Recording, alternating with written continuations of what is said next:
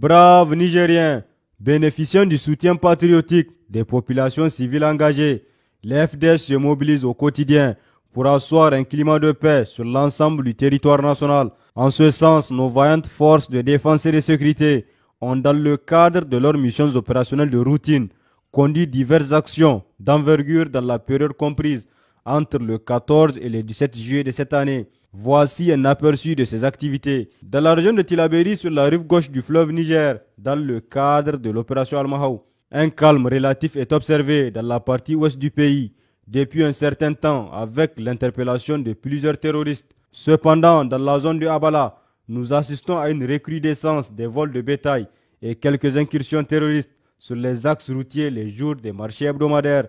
Le 16 juillet dernier, un élément du poste militaire de reconnaissance de Inates, en patrouille dans la zone, s'est accroché à une dizaine de terroristes à proximité d'un campement. Ce contact s'est conclu par la neutralisation d'un terroriste et la saisie de 2 armes. Aucun dégât n'est à signaler dans nos rangs. Malheureusement, le reste des terroristes a pu s'exfiltrer. En outre, la veille, un terroriste ayant placé un engin explosif improvisé à la relève descendante du dit PMR a explosé avec sa propre mine en cherchant à la désamorcer. Dans la même région, sur la rive droite du fleuve Niger, dans le cadre de l'opération NIA, des patrouilles effectuées en début de semaine autour de Goundey, près de Dargol et dans la zone de Bankilare, ont permis de neutraliser 13 terroristes et d'en arrêter 29 autres. Cependant, des terroristes à moto ont attaqué le village de Dosso Kouregou, situé à environ 13 km au nord-ouest de Kokorou, tuant 7 civils et volant du bétail. En cette douloureuse circonstance, les autorités présentent leurs condoléances les plus attristées aux familles et proches des victimes et les rassurent que des opérations sont en cours pour traquer et neutraliser les auteurs. Dans la région de Dosso, dans le cadre de l'opération Damissa, suite à des renseignements de sources concordantes faisant cas de convois récurrents de carburant transitant par Bol-Bol, nos forces ont intercepté un véhicule transportant 42 bidons de 25 litres de carburant chacun, destinés probablement à la mobilité des bandits armés actifs dans cette zone. Malheureusement, les trafiquants ont pris la fuite avant leur interpellation en abandonnant la cargaison.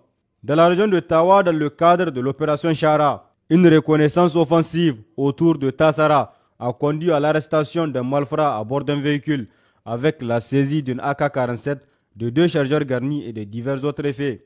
Une autre patrouille a immobilisé un tricycle transportant 1515 litres de gasoil à l'embranchement de Keita.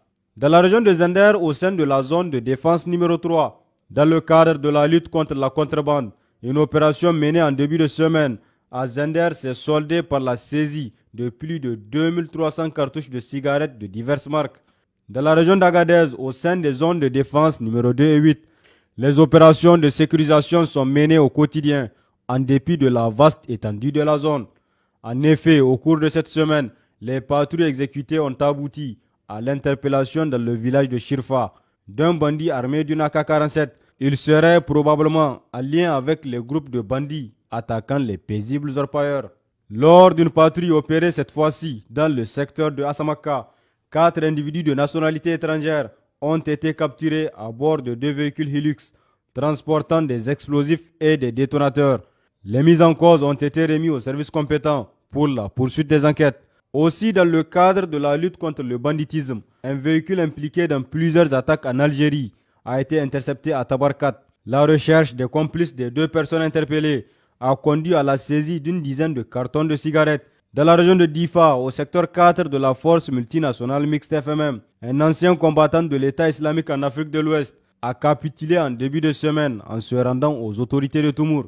Lors de sa reddition, il a remis une arme AK-47 munie de 2 chargeurs garnis, ainsi que du matériel destiné à la fabrication d'engins explosifs improvisés. Les forces de défense et de sécurité encouragent tous les citoyens égarés qui ont été intégrés dans des groupes terroristes à déposer les armes et à rejoindre le camp de la vérité et du salut. Ceux qui souhaitent se rendre peuvent le faire auprès des autorités administratives locales ou des autorités traditionnelles. Les FDS rassurent également que des mesures de réinsertion et de protection sont en place pour ceux qui choisissent de quitter les rangs terroristes et de contribuer à la paix et à la sécurité du Niger. Ces repentis bénéficieront d'un soutien pour reconstruire leur vie et réintégrer leur communauté dans un cadre sécurisé et bienveillant.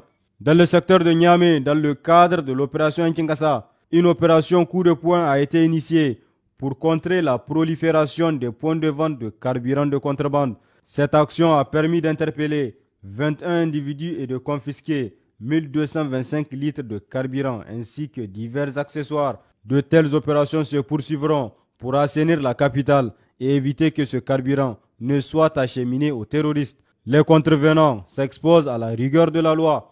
Chers concitoyens, les FDS réaffirment leur détermination à protéger le Niger et ses habitants contre toute forme de menace. La collaboration des citoyens est essentielle pour maintenir et renforcer la sécurité nationale. Pour toute urgence, veuillez contacter les forces armées nigériennes au 4040 ou la police nationale au 8383. Vive le Niger libre et souverain, vive les forces de défense et de sécurité, vive les citoyens résilients et engagés.